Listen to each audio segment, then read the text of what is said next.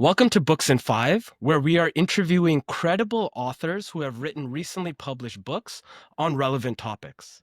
I'm very excited to have my guest here today, Atossa Abrahamian, as she has written a great new book. You can see it over my shoulder right here, The Hidden Globe: How Wealth Hacks the World. Thank you so much for joining us, Atossa. Thanks for having me, Pavan. Let's jump right into question number one.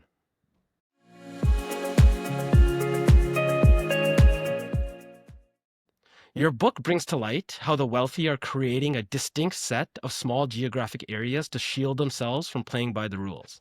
Can you set the table by explaining how these global institutions, treaties, and other agreements came into being over the past century and what their purpose should be? Sure. So I'm going to go back a little bit further and just talk about the way that the world was configured for centuries before ours.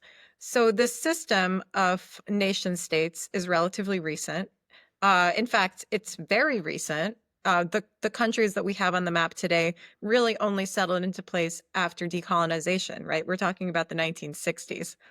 Probably some of our parents were born around then, the viewers' parents. So, this is quite new. Before that, there were all kinds of configurations. There were empires, there were colonies, there was the Holy Roman Empire, which was like gigantic. At one point, Portugal and Spain decided that they'd draw a line down the earth, and they one half would be one, and the other half would be the other. So this idea of a distinct bounded nation state is, it's an anomaly historically, and it's one that we're living in.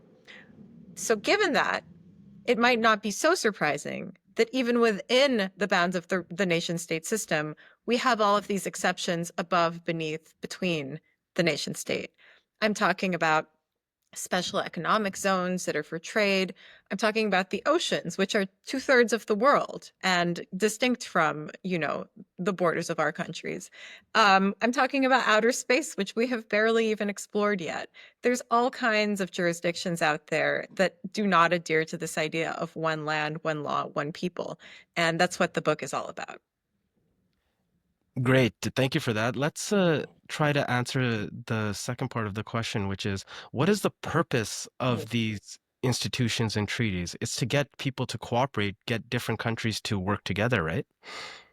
Yes, so we have the nation states and we have all of these other spaces, and these all of them work together to bolster what we think of as globalization, right? The movement of goods and money and people across borders, transnational commerce, international banking, but also agreements to make sure the air is clean and the water is drinkable and the sea turtles stay alive. So our world is really quite complex, and there are many, many layers of law. Um, there is this idea, right, that I think is sort of a commonly held idea that there are spaces that are lawless, that with wealthy and powerful institutions, corporations, people, billionaires, want to find lawless space to exploit. But actually, I'm arguing quite the opposite, that it behooves them much more to have the law on their side. And so rather than having an anarchic place without rules, these in-between spaces are simply alternatives with their own rules. And rules can be very useful. If you're a capitalist, you want rules to protect your money. If you are a refugee, ideally you'd have rules that protect your rights to find a new home. So not all of these places, the rules do not benefit everybody equally, right? As you'll see in the book, they are much more friendly to money than to people, and money is able to cross borders much more easily than people. But there is this sort of vast in between universe that kind of bridges the gap between the national and the global. Got it. So we got about a minute here, and I want to talk a little bit more about rules, right? And you brought up how, we think the wealthy want no rules, but what they really want is to create their own, right? So yeah, there's a misconception that very rich people don't like rules. They love rules. They want the rules to be theirs, the ones that they make, right? That's why people like Peter Thiel and Elon Musk are so involved in the Trump administration. They want whatever rules are being passed to benefit them. They don't want to be on the wrong side of the law because that means that they could be prosecuted. And the same goes for people who want to avoid taxes, corporations that want to avoid regulation. They're not looking to break the rules. They're just looking to set up in a place where the rules are the rules that they want to go by. Great. That's a perfect opportunity for us to move to question number two.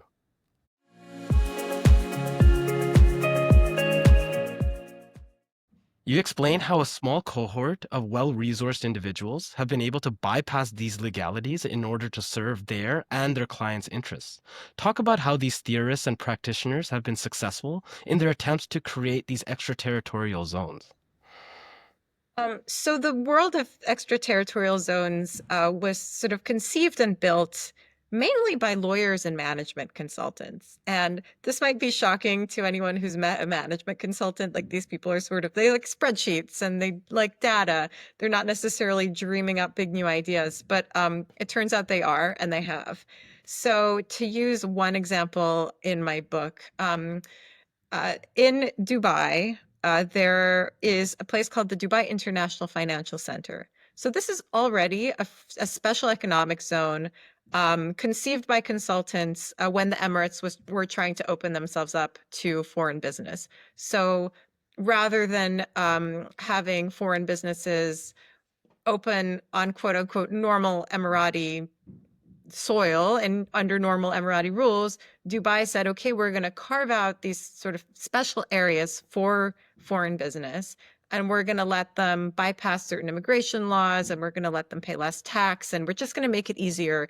We're going to, to use the words that the industry likes to use, we're going to bypass some of the red tape and make it super easy for you to bring your company to the Emirates, whether it's Deutsche Bank or MasterCard or whatever it happens to be.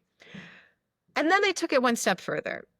So within this zone, this particular zone, the DIFC, which was catering to financial institutions, the DIFC folks thought, okay, well, why don't we create a court for the tenants of the DIFC? Remember, this is quite a large development, real estate development. And so the DIFC court initially was a court for the just sort of territorially, like for the tenants of this complex. And then, thanks to the efforts, in large parts of the thanks to the efforts of a lawyer named Mark Beer, an Englishman, became a court that anybody could opt into. And so this court, the rules of the court, they had very little to do with the Emirates or Dubai or even the DIFC. They were imported rules. Quasi-colonial even.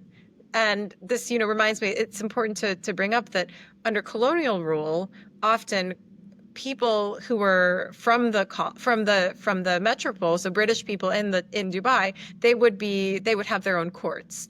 In Shanghai, when after the Opium Wars, there were German courts for Germans and British courts for Brits, et cetera, et cetera. And so this model of having sort of transplanted or deterritorialized courts is also not new. But so for the DIFC, the innovation was that they were cobbling together this sort of composite jurisdiction, planting it in something that was already a deregulated free trade zone, and using this for to sweeten the deal for international commerce. Got it. I have a good question for the final 60 seconds we have here. You've been able to meet with some of these consultants, lawyers, bankers even. Can you give us an example of just how strange and, weird they kind of are, right? Well, on the one hand, they're business people, right? So how weird can you be? But to come back to Mark Beer, who was incredibly interesting to talk to. This is a person who has thought very deeply about law and land and the relationship between these two things. And actually, as a sort of a hobby, was moonlighting as the justice minister of a quote unquote digital country called Asgardia that was for a while based on a satellite. And so again, this was like almost pushing the point that, well, we don't need the law and the land to go together. We can create new rules. We don't need land mass. We can live digitally and we can have these like free floating systems. I thought that was a very interesting part of his personality because it shows that when you start thinking about these things, you can't unsee them. They kind of consume you. And I've had that same experience myself. Great. Let's move on to question number 3.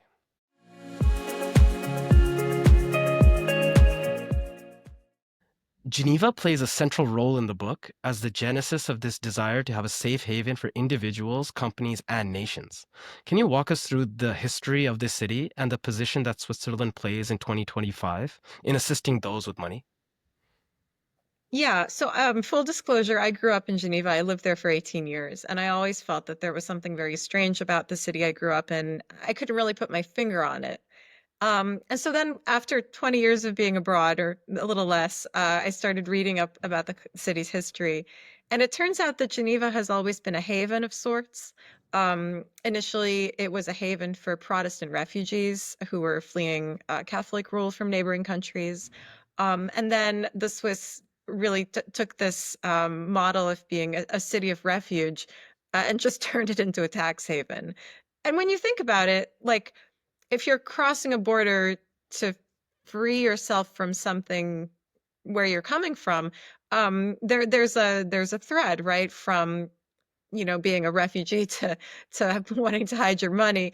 We can debate the merits of each of these things, but you can see where they got the idea from.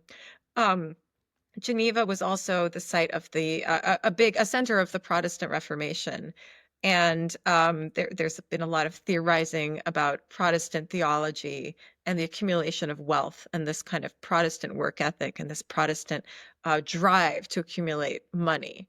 And I think that Geneva was really the place where this took off in a way that I don't think it really took off in other places. So, John Calvin was preaching his version of Protestantism. Meanwhile, Geneva was becoming a center for trade and commerce and banking. And when you put these things together, you end up with a culture of accumulation, but also of secrecy and discretion. And that's very attractive if you're a foreigner looking to hide yourself or your money because you want to stay out of sight. You're fleeing from something, right? And I think Geneva just cooked up the perfect combination of these elements to serve wealthier foreigners. Let's move on to the second part of that question, which is Switzerland and Geneva in the modern era in 2025. How does it continue to serve the wealthy? So Switzerland launched itself into the world stage, I guess, with these methods of, serving the wealthy, creating laws, creating structures, building walls around their wealth. And it got itself into a very good situation. It's a very wealthy country. It's a wonderful place to live. Can't deny that. Interestingly, it's established itself. A lot of companies are based there. It's like a massive center for commodity trading. All of these unlikely things that pass through Geneva. Again, keeping up this tradition of being a crossroads, of being a marketplace. But interestingly, if you look at Geneva's imitators, say Luxembourg or Singapore or Dubai or Hong Kong, Geneva looks almost tame compared to what's going on in those places because don't forget, Geneva is in the middle of Europe. They have treaties with the European Union. They're a member of the UN now after a long time. Um, and, Geneva has signed on to various treaties around taxation. So, and, UNESCO, like protecting antiquities. So there are things that the Swiss can't do anymore. Um, Luckily for people who want to do those things, there is a Singapore waiting in the sidelines saying, well, you can't hide, antiquities in the Geneva warehouse anymore, but you can do it in ours because we didn't sign on to that treaty. Or you have Luxembourg saying, well, Switzerland doesn't have a law recognizing um, private property in outer space, but we do. So why come to us? So they're in a way, they're being one-upped by all of these other jurisdictions that incidentally, if you read the business press, are always being described as the new Switzerland. So I get just to use one more example. Russians can't trade oil as freely in Switzerland anymore, but they can go to the United Arab Emirates, right? And so cue the headline, Dubai is the new Switzerland, or so, UAE is the new Geneva. Great. Let's move on to question number 4.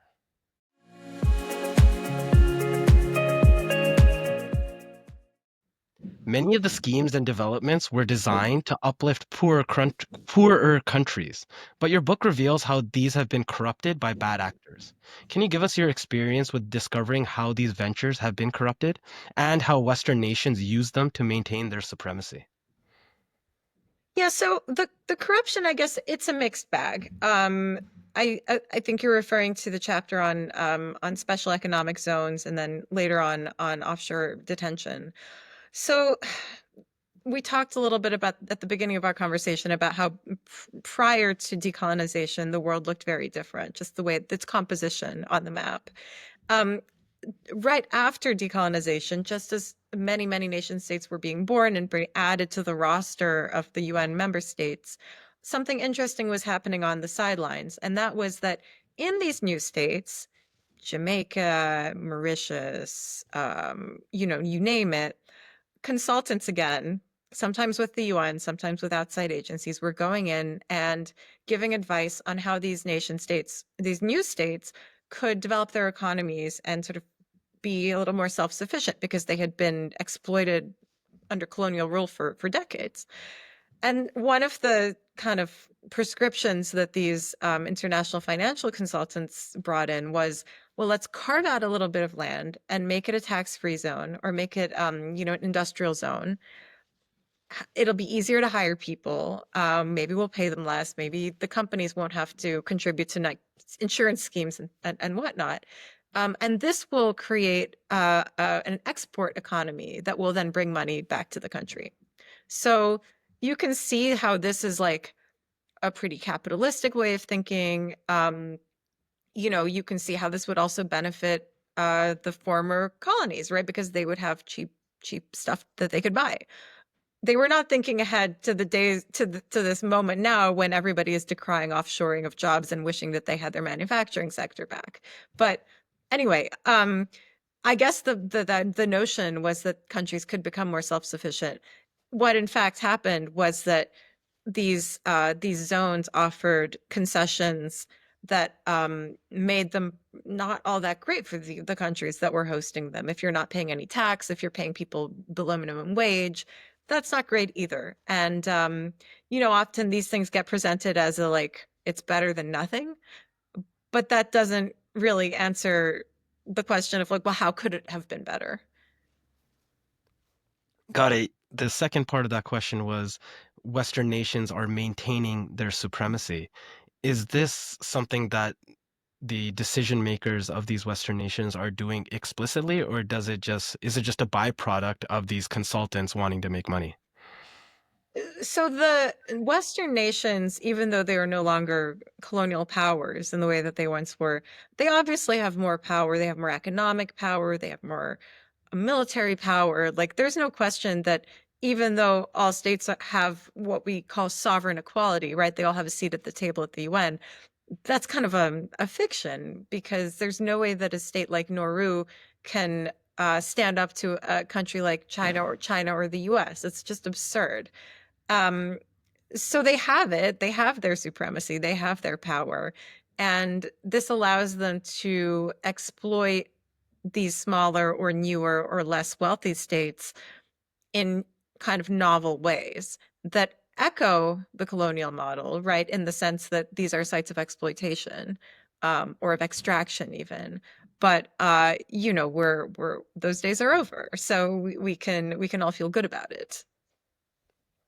Got it. Our final 60 seconds here. These special economic zones, are they, here's a question, maybe not from the book, but just based on your Mhm. history and your knowledge about the subject, is there a possibility that they're going to be influential or could be used as pawns in the geopolitical game moving forward?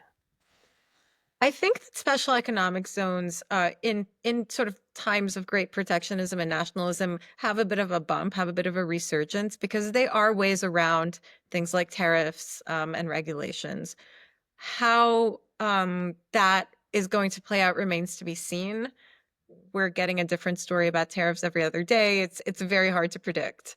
But yes, historically, in the US at least, The American Special Economic Zone model is known as the Foreign Trade Zone model, and this was a direct consequence of the Smoot-Hawley tariffs that were enacted during the Great Depression.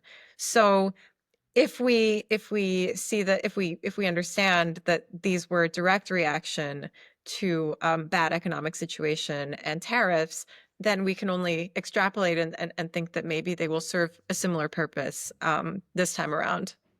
Let's move on to our final question here.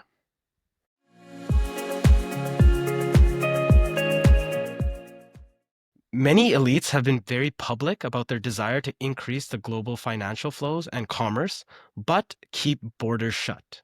Can you explain the contradiction between these 2 points and how you've experienced it while reporting on your book? On the surface, having a system where capital can move freely but people can't seems contradictory, right? Even if you take the most sort of extreme capitalist position, the libertarian position, you would think that one would come with the other. And indeed, under agreements like the European Union, these things did come hand in hand. You have the free movement of people and you have the free movement of good. And we sort of think about globalization as including both. It's a package deal. You can't pick and choose. You got to have both. That's not the way that it works, right? People face incredible challenges relocating while money has fewer of them. And look, money doesn't have a body. It doesn't need food. Like there are reasons for that, biological reasons for this. It's much easier to be a dollar than to be a person. Um, but so the contradiction is not such a contradiction when you think about ideology and you think about the systems that put these in place. So it's pretty broadly recognized that we've been living under a neoliberal system, and there's quite a bit of literature that shows that it was never the plan to let people move freely.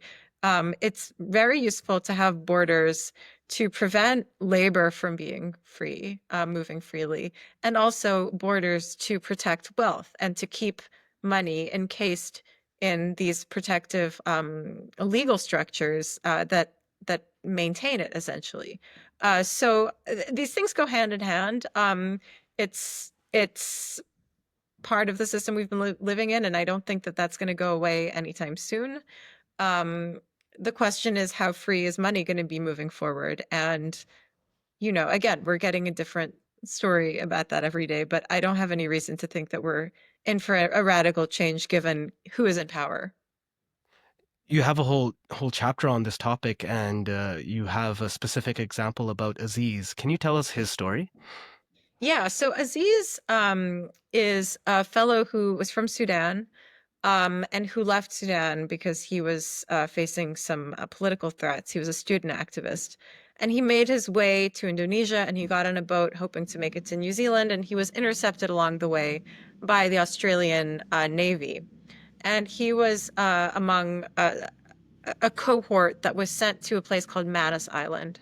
So this was a scheme hatched up by Australian politicians to quote unquote stop the boats. They were very threatened by maritime arrivals, asylum seekers coming from the Middle East and other countries, Africa, Middle East, other countries, other places in the world. And to deter them, I guess, they would send them to these offshore prison camps on Nauru. This is an independent nation, and on Manus Island, which is part of Papua New Guinea. Now, Australia was running these camps, was paying for these camps, was paying the countries to run the camps. They were if not for Australia, there would be no offshore detention, right? But because the camps were not on Australian soil, they could get away with more. They could sort of be a lot more ruthless and maintain this idea that they were adhering to their international obligations and that they were being humane, but in fact, really not. Like these camps were awful. And Aziz, true to form, it kept being an activist in Manus Island at the camp on Manus Island. It was eventually declared unconstitutional by the Papua New Guinea courts, and he got out. It's kind of a long story, but Aziz ended up in Geneva because he was going to pick up an award for human rights campaigners. He ended up staying, um, but I thought it was an interesting kind of this guy was in an offshore detention camp and ended up in the capital of offshore finance. And um, it makes sense, right? Because again, Geneva sort of set itself up as a city of refuge. It is in many ways still that, much more for money than for people, but it's they're still there. Yeah, the irony when I was reading that chapter was just in your face, right? Yeah. Yeah, it's very ironic, especially given that Geneva has kind of two faces. It has the face of the UN and the Geneva Conventions and the WHO and all of this multilateralism and, international cooperation. And it also has like half of the world's oil and a third of the world's coffee going through its computer portals because commodity traders get a good deal in Geneva. So there's both faces of globalization. Um, should I talk about the turtle? So there's a turtle in a museum in You got Geneva. 30 seconds, yeah. Yeah, there's this famous turtle called Janus in a Geneva museum. It has two heads. And in the wild, this turtle would never survive, but in the Geneva Museum, it's lived a very long and happy life. And I always think about Janus the turtle when I think about Geneva and the two faces that it shows the world. Great. Atusa, this has been Books in Five. We've asked you 5 questions and you've answered them amazingly. Thank you so much for joining us today. Thank you for having me. Atusa, if you are willing to stick around, I'm hoping we can ask you a few bonus questions. Oh, sure, why not?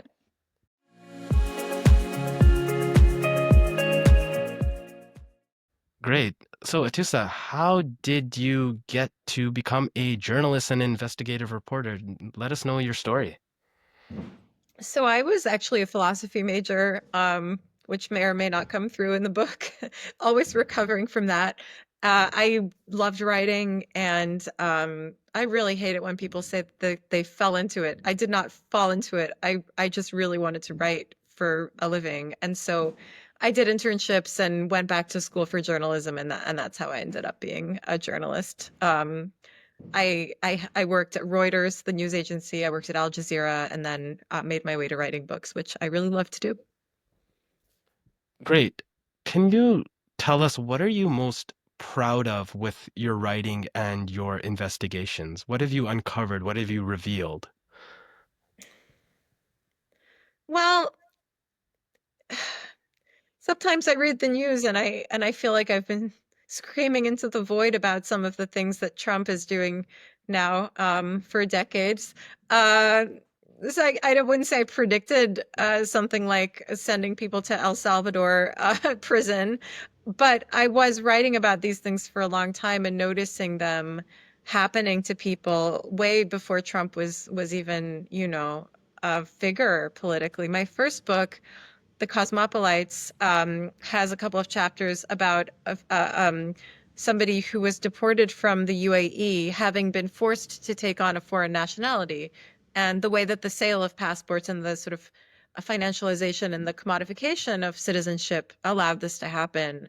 So now, not only do we have people being deported to third countries, but we also have Donald Trump saying, "Oh, I'm going to sell gold cards to investors." I wrote a whole book about this 10 years ago. So that's validating, but it's also pretty depressing because it's not a world I want to live in. And our final bonus question for you, Atusa, what are you working on next? What can we expect from you in the future? Oh, your guess is as good as mine. I'm sort of staring into the void right now, trying to figure that out. So if anyone watching this has an idea for me or just life advice, I welcome it. I don't think you're the only one going through that because it is a hectic world we are living in 2025, right? It sure is, yeah. Atusa, thank you so much for joining us on Books in Five. My pleasure, Pavan. Take care. The host of Books in Five is Bhavan Sodan. Books in Five is produced in collaboration with Podfather Creative in Vancouver, Canada.